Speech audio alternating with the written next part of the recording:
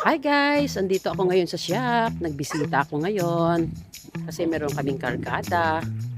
Merong bumili sa akin ng mga units at i-deliver nila bukas. Kaya titingnan ko po, i-check ko. So, yan. Dito sa shop.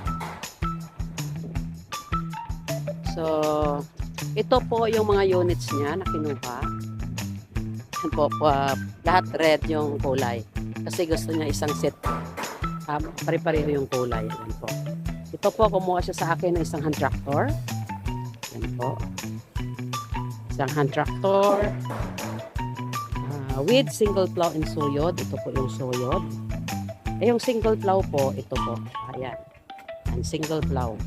So, iyan ang umuhukay sa putik, sa sakahan. So, yan po ang hand tractor.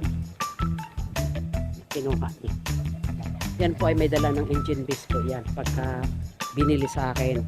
Kumuha din siya ng labay.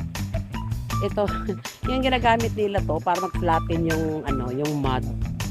Yan, bago taniman, pina-flatten nila. So, lalagyan lang yan ng kahoy na mahaba at saka malapat. Yan po ay labay. Tawag dito sa amin labay. Kumuha din siya sa akin ng isang blower. One set ng blower. Yan po.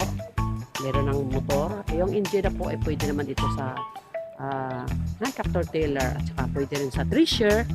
Kumuha din siya sa akin ng thresher. Pwede rin po sa blower.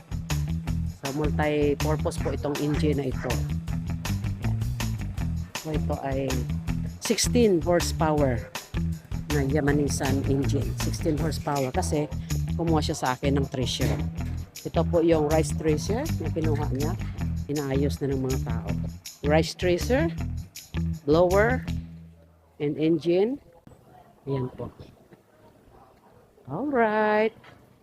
Salamat sa panonood. Thanks for watching.